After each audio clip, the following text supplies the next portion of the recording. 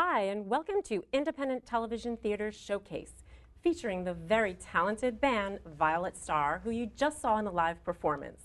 I'm your host, Diane Kay. Now, let's meet the band. Hi, guys. Welcome. Hey, Diane. Hi. How are you? Hi. So, for those people out there who may not know who you are, why don't you just introduce yourselves and your role in the band? I'm Gina. I'm the lead singer of the band, and I also play a little acoustic guitar. Great. I'm Dan, and I play guitar. Excellent. I'm Tom. I play bass and occasional keyboard. Mm-hmm. I'm Rod, and I play drums. Great. Well, it's so nice to have you guys here. So let's start with a little background. How did you guys come together to form Violet Star?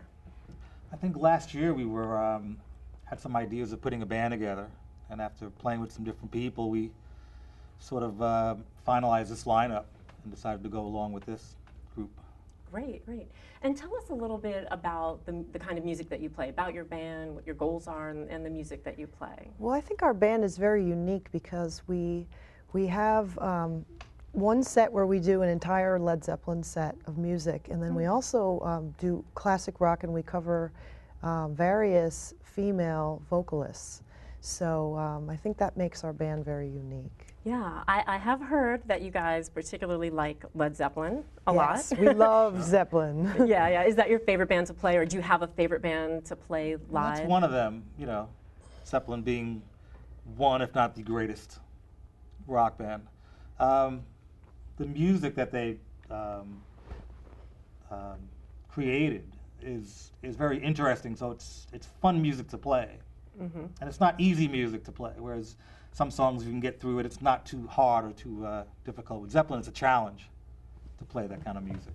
Really? So it's fun when you, and it's, it's like fun when you get to do it and make it sound right. Mm-hmm, mm-hmm. I think that's one common thread we all share as a band is sort of a common love for Led Zeppelin, if you will. So Yeah, is that the kind of glue that keeps you all Yeah, and hopefully together? I think that it comes across in the live performance as well. You know? Mm-hmm. I think we all take a great deal of pride in trying to reproduce it as faithfully as we can.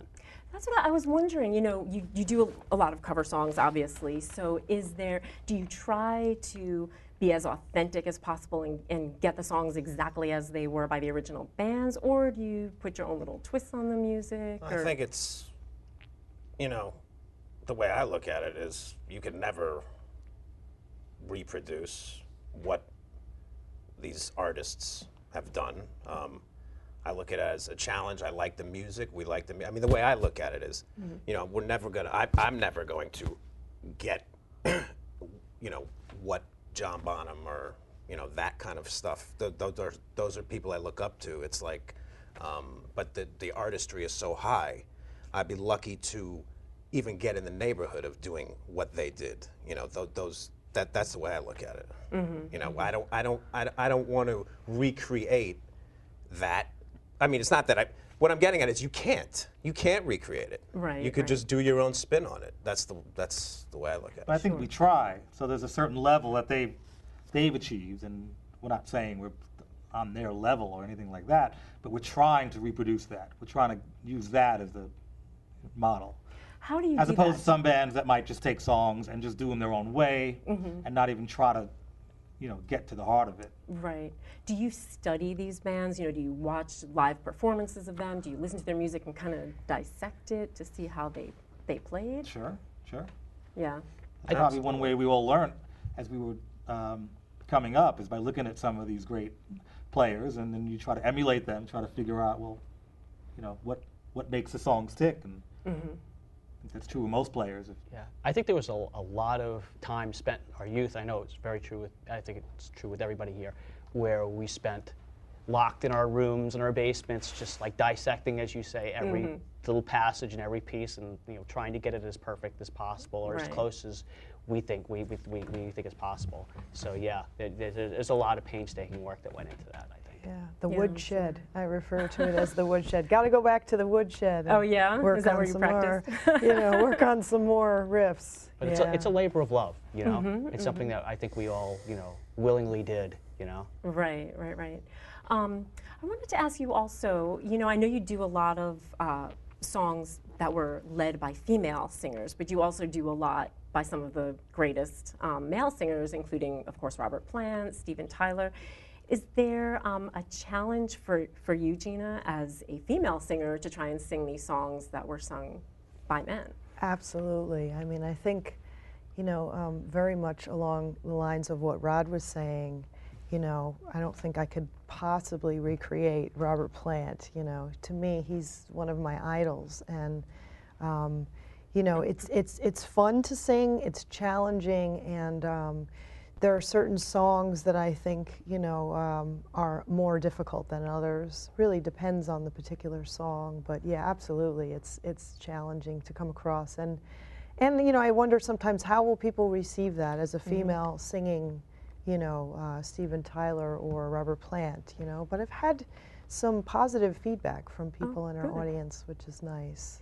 Well, it looks like you're having a lot of fun out there, all of you, when you're playing live. Is it a lot of fun? What's the best part about it? What's gratifying about it? Talk about that a little. It's a lot of fun for me. Yeah. Yeah. What I really enjoy is when we can get the audience to sing along. You know, that's really exciting for me. Does that happen often? What do you guys think? Yeah, it does with certain songs. Well, just the live playing is just a lot of fun. Simple as that. Just getting up there and doing it and being part of a band and getting in front of an audience. Tom? It's a lot of fun. When you get feedback from the audience, when you're up there doing something that you love, and it's just, you see people getting into it and digging it, and you know, at times dancing, and you know, that's the greatest feeling in the world for me. Sure. You know, one of them. And you're having as much fun as they are. Oh, you know. absolutely, absolutely. It's a Well, party. it's a lot of fun, but it's a lot of concentration and a lot of letting go. You got to let go and at the same time be totally concentrated. Wow, that must be very challenging. You know, It do you have a is. certain ritual or anything that you do to kind of prepare before you get out there? I know some bands, you know, they do a group prayer or whatever. Is there any sort of ritual that you guys do? Or maybe you each do something on your own before you get out there and perform? Just got to be whatever it takes for each person to be ready. It might be different for each person. For me, just making sure everything is ready to go. You know, you have your equipment set up. What do you need to be in the frame of mind to play? So if you take care of all that, then it's a little bit easier because you covered all those things, and you don't want to be at the last minute not ready or not comfortable. Right, making sure you have all your guitar strings just in case something breaks, or you know, any you. Does it ever happen while you're in the middle of a performance, like, oh my gosh, the string breaks, and, or the microphone doesn't work? Yeah. You know, one of the funny things about playing in a band is that, you know, over time you basically have your share of stories, embarrassing stories, like the time the plug comes out of the amplifier right in the middle of you know, a solo or whatever. So what do you do in that case? Do you just keep going? You know, the show must go on. you try to be as natural as, yeah, exactly. The show must go on. Try to be as natural, and at times just laughing it off because there's nothing else you can do. Right. Yeah, one exactly. thing can throw you off big time.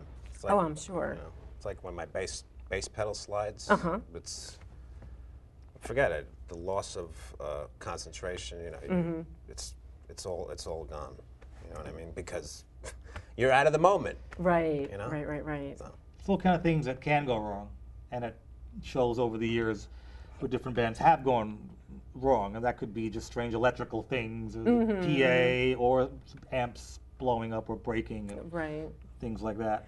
So short of something that's really going to stop a song, if the power goes out or there's a blackout, There's a or something, right, if there's a blackout or something. you have to kind of mentally prepare yourself to not react Right. to all these things, because there's all kind of little things that can happen too, and then you just have to kind of keep your focus and just go through it. Now, you guys have a wide range of bands that you do perform. Would you say that, aside of Led Zeppelin, you know, who would you say influenced you each most growing up musically? Oh, there's so many different artists that have influenced me. You know, from Janis Joplin, Aretha Franklin, Melissa Etheridge, Bonnie Raitt, Joan Jett, another big influence. Of course, Robert Plant, you know, Steven Tyler. The list could go on and on, you know.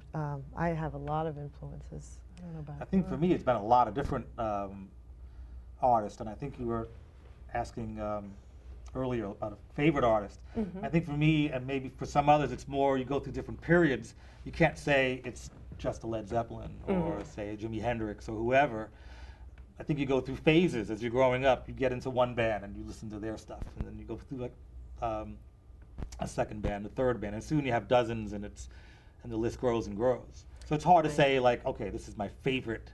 Maybe at that time it's your favorite. Oh, true. Everybody's music choices or It's you know true. preferences change Yeah. and things like that. I mean, I grew up in a fairly eclectic house. I grew up listening to a lot of jazz and big band initially that my parents were into.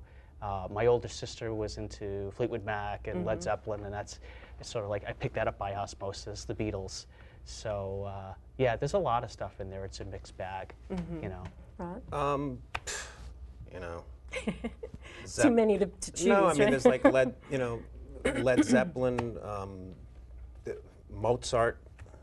You know, Hendrix was a big fan. Oh, Zappa. Mozart, huh? My mother, you know, Sid Livingston is a great jazz singer, Really? and that's affected me big time. My father was a drummer, Eddie Cacavalli.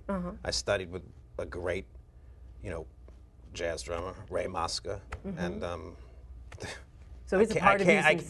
yeah, I mean, I'm just fooling with the drums. He would always say, you know, Really? this is just like you're fooling around. You know, it's like this is like a serious instrument that needs to be taken serious. You have to take care of it. You know, it's like that hat I wore at the show. It's a red hat, but it said the U.S. Open on it. That it's like watch a lot of tennis. You know, you see how to get your game going, what to work on. You know, this is what we do as a band. Like what to work on, raise the level. You know, mean it. You know, work on it. That's Right. what we want to try to do. You know, Oh, but that's we hope it great. comes across. At the Oh yeah, no, performances, you guys are great. Do you have? I know you do mostly cover songs right now, but do you have any intention ever of including originals possibly in your I music? think in the shows that we're doing now, being as a cover shows, we probably stick to that. The audience really knows those songs, and you could throw some original music in, but for the most part, they're not going to know what it is. So it could be a great song, but they're going to hear it and be like, "Well, what is that?" Or they might like Right. it. So I think that would be probably for some other projects to do the original music. Like Gina has her own original music. I have a ton of my stuff as well, and really? so on. So you're So you have a songwriters crowd of as people well that, as that you know. came to your show because they know you do Led Zeppelin or the Pretenders or whoever, and they're expecting to hear that music, and they know it. They've heard it so many times. You just come Right. out and play some other song, they might be like, "Well, what is that?" It might be nice at some point in time later on to start incorporating some original music in there, though. Right. That's right. always a lot of fun for me. You know. I would love to do that because I have, original songs. I'm actually working on a CD. Are you really? Yeah, yeah. nice. So it'd be nice Gina's to got maybe some- sneak a Yeah. song or two. in. Gina's got some great music. Yeah. Thank you. Really? Rod. Oh, well, we'll have to have you Yeah. guys back and do some original music and things. Yeah, that would be wonderful. That would be great. So just overall, what do you, is there any message you have out there for, aspiring musicians that you might be willing to share? Sure, sure. I think the best thing is to listen to a lot of different kind of music. Like Rob was saying, he's mentioning Mozart, different types of music is going to help you learn, understand it better, as opposed to listening to music from one year or from one genre. Because it's all kind of connected in a strange way. Sure. When I was growing up, my parents also had jazz in the house. And I was listening to different type of music too, probably different than your average kid at that time.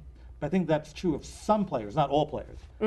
But like when I was growing up, there was a vast amount of different stuff. But to me, it wasn't different. It just sounded like good music, whether it was Art Tatum or Jimi Hendrix or T-Bone Walker or Led Zeppelin or whoever, or Right. Mozart or Bach or something. It was just, this is good stuff. And being players, we wanted to become better. So the obvious thing was, well, listen to the best players. And it didn't matter whether they were white or black or what genre it was. To me, it was just all, All music. it was music. Right. Music. Gina, So the you ones have that listen to one kind of sound are going to be kind of limited. Right, that's true. That's So true. the more different stuff you can listen to, the better off you're going to be. Good advice. Not all of it. I'm not saying I listen to all classical music because some of it is not to my taste, let's say. Right. Or all heavy metal or something like that. But if you pick a little bit from all the different ones, you're going to be better off. Sure, you can learn a little bit from Yeah, you get like an each genre. overview of what's happening. It's all kind of connected in a strange way, but that's another show. Sure. We're going to run out of time soon, so before we do, I want to make sure that we can tell the viewers, you know, where, and of course we're going to listen to a little bit more of your live music, but we want to tell the viewers where they can learn more about you, follow you, find you. Okay, How so you they can do find us that? on Facebook, and it's facebook.com/VioletStar, capital NYC, and you can check out our page. We have some audio clips and pictures, and we always have upcoming shows. We've been playing at the Flying Pig in Forest Hills on Austin Street, so I know we have a show coming up in March, on March 15th. So they January can check us 31st. out. And You also guys play, January though, every couple of 31st. months, so people can always, they can go on there and they can find Yeah. out where you're playing. Great, well, listen, thank you so much for, Thank for you sitting for down and having talking with us. us. You're Thank welcome. you. Oh, you're welcome. We're going to take a listen now to some more of their great live music.